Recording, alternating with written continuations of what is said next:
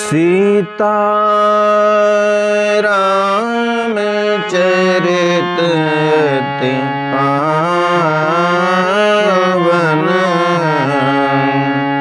मधुर सरस रोते मन भावन। पुनि पुनि के तन सुने सुनाए,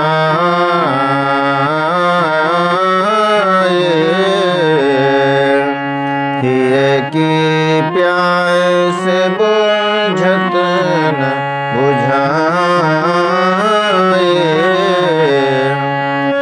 भरत प्रिय रामचंद्र की जय, उमापति महादेव के जय, पवन सुत हनुमान के जय। परम आदरणीय श्रोतागण, सादर नमन। आशा करता हूँ आप स्वस्थ एवं प्रसन्न मुद्रा में होंगे। आज आपके समक्ष प्रस्तुत है राधे श्याम रामायण का अगला प्रसंग। विधि विधान से हो चुका जब मृत संस्कार, सभा जोड़ गुरुवर तब करने लगे विचार। विधि विधान के साथ महाराज दशरथ का अंतिम संस्कार हुआ है और इसके बाद गुरु वशिष्ठ जी ने सभा को जोड़कर, सभा बुलाकर मंथन करना प्रारंभ किया है। कहा भरत पुत्रवर, लोभ राज संभाल, बनो वध के आज से विधि पूर्वक महिपाल। बेटा भरत, अब अयोध्या का राज्य संभाल लो, विधि पूर्वक इस अवध के राजा बन जाओ बेटा। व्याकुल हो उठे भरत, सुनकर यह प्रस्ताव, दृढ़ता पूर्वक फिर किया प्रकट हृदय का भाव। गुरुवर के आदेश को सुनते ही भरत जी व्याकुल हो उठे हैं। इस प्रस्ताव को सुनते ही उन्होंने तुरंत दृढ़ता पूर्वक अपने भाव को प्रकट किया है। राज नहीं गुरु दीजिए, मुझको यह वरदान, अटल रहूं सत धर्म पर, हृदय रहे बलवान। गुरुवर, आप मुझे राज्य मत दीजिए, बल्कि यह वरदान दीजिए कि मैं अपने सत्य के धर्म पर अटल रहूं, मेरा हृदय बलवान बना रहे। मैं नहीं चाहता बड़ा बनूं, रहने दो छोटा ही मुझको, शासन का अनुशासन मत दो, करने दो सेवा ही मुझको। गुरुवर, मैं बड़ा नहीं बनना चाहता, छोटा ही रहने दीजिए मुझको। शासन करने का अनुशासन मुझे मत सौंपिए, यह दायित्व मुझे मत दीजिए, मुझे सेवा ही करने दीजिए। स्वामी उसका बनना अच्छा, जो स्वामी पद के समुचित है, सेवक का स्वामी बनना तो अनुचित ही नहीं कलंकित है। स्वामी तो उसका बनना अच्छा होता है जो उसके लायक हो, और यदि सेवक स्वामी बनना चाहे तो यह अनुचित ही नहीं कलंकित भी है गुरुवर।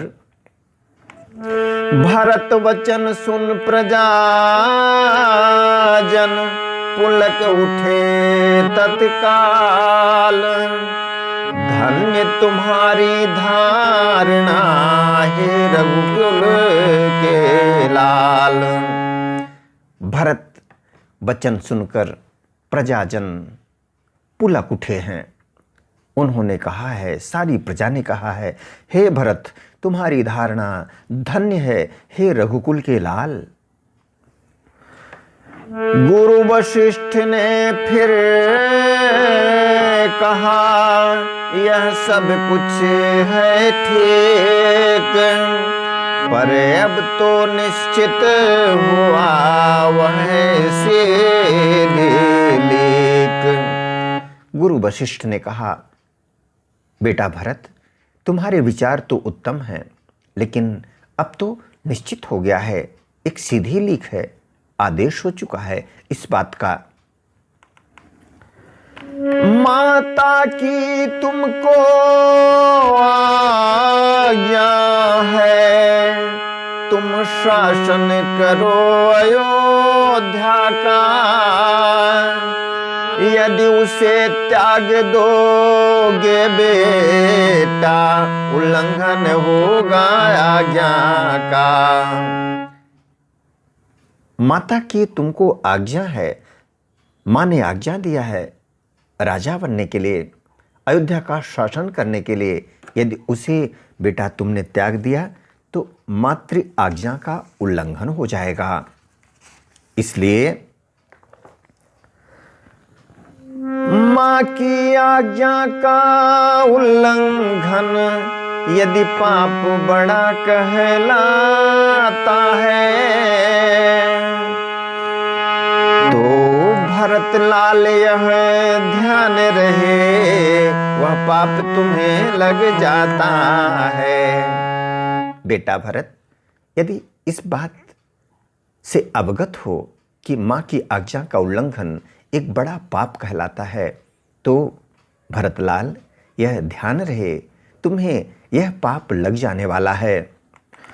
गुरु वशिष्ठ के कथन में थी अति प्रबल हिलोर, पर वह निर्बल हो गए पहुंच भरत की ओर।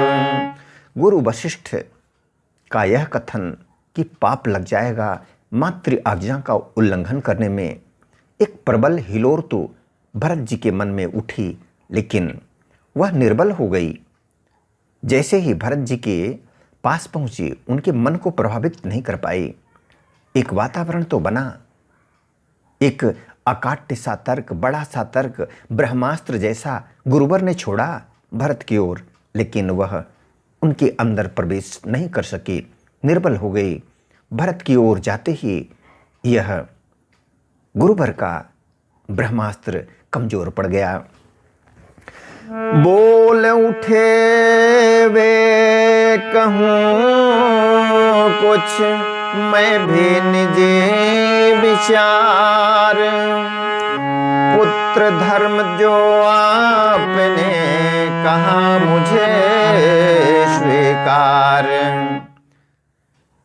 गुरुवर कुछ मैं भी अपने निजी विचार आपसे साझा करना चाहता हूँ।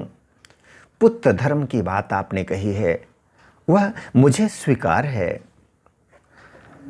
पर मैं माता की आज्ञा का उल्लंघन ही कब,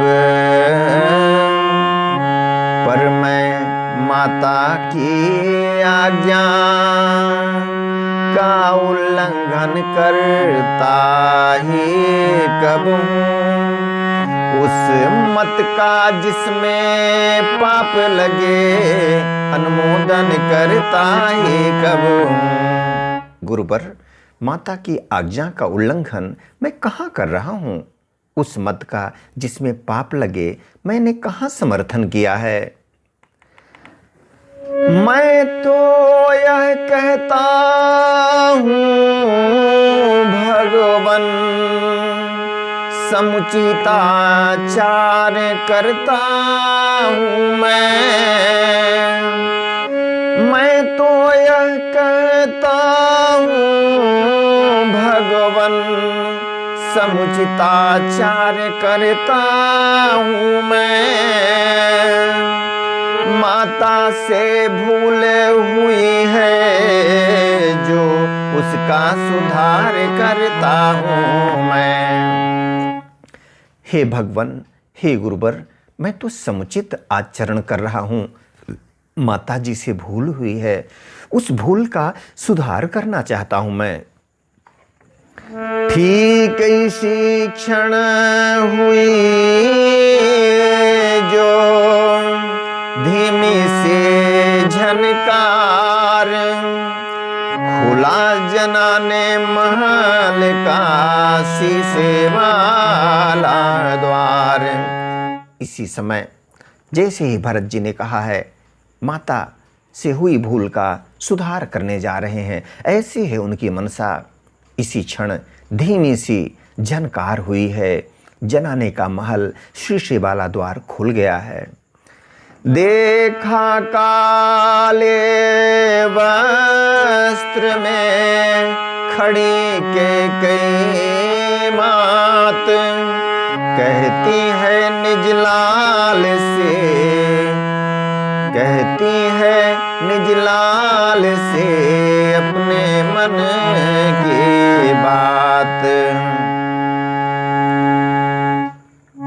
मैं सहमत हूँ, मैं राजी हूँ, मैं कहते हूँ उठो बेटा। मुझे कलंकिनी के माथे का सारा कलंक धो बेटा। बेटा मैं सहमत हूँ, मैं राजी हूँ तुम्हारे विचार से। मैं कहती हूँ लाल उठो, मुझ कलंकिनी के माथे का सारा कलंक धो डालो बेटा। लौटा कर बन से रघुवर को, उनका हक उनको दो बेटा। लौटा कर बन से रघुवर को, उनका हक उनको दो बेटा। माँ कहकर मुझको एक बार इस छाती से चिपको बेटा। लाल रघुवर को वन से लौटा लाओ, उनका हक उन्हें दे दो। मुझे एक बार माँ कह दो, इस छाती से चिपक जाओ मेरे लाल। अंधकार में हो गया दिन की तरह प्रकाश, मानो बादल हट गया विमल हुआ आकाश। ऐसा लगा इस परिदृश्य को, इस प्रसंग को देखकर मानो अंधकार में प्रकाश हो गया हो, मानो बादल हट गया हो और विमल आकाश विमल हो गया हो, शुद्ध हो गया हो, पवित्र हो गया हो। खींचा वाणी ने जभी पवित्रता का क्षेत्र, प्रकृति पुकारी बदलता ऐसे मनोज चरित्र। वाणी ने जब यह पवित्रता का चित्र खींचा है, भरतलाल जी के भाव मिल गए हैं कैकेयी माँ से, तो प्रकृति पुकार उठी है। देखिए ऐसे मनुष्य का चरित्र बदल जाया करता है। स्वराज सभासद पुरवासी वह दृश्य देख पुलका उठे। श्री राम विरह के मुरझाए इस वर्षा से हरिया उठे। सभी राज सभासद पुरवासी अयोध्यावासी यह दृश्य देखकर आनंद से भर गए। श्री राम के विरह के मुरझाए इन सारे लोगों को ऐसा लगा कि बरसात हो गई और हरियाली खिल उठी है। नीचे ही नीची नजरों में इस ओर भरत ने राम कहा, मानो आंखों ही आंखों में माता के लिए प्रणाम कहा। नीचे ही नीची नजरों में भरत जी ने राम शब्द पुकारा है और नीचे ही नीची नजरों में इस ओर भरत ने राम कहा और मानो आंखों ही आंखों से उन्होंने माता जी के लिए प्रणाम कहा हो। उसी रात को नगर में फैल गई यह बात, भरत बुलाने राम को जाएंगे वन प्रात। और यह प्रसंग, यह खबर उसी रात को सारे नगर में फैल गई कि भरतलाल जी बन जाएंगे प्रातःकाल प्रभु श्री राम को बुलाने के लिए। आदरणीय श्रोतागण, आज्ञा दें, इसी प्रसंग के साथ मिलेंगे पुनः नए प्रसंग के साथ। तब तक के लिए स्वस्थ रहें, प्रसन्न रहें। वीडियो देखने के लिए धन्यवाद एवं आभार। जय हिंद, जय जगत। आपका जीवन मंगलमय हो।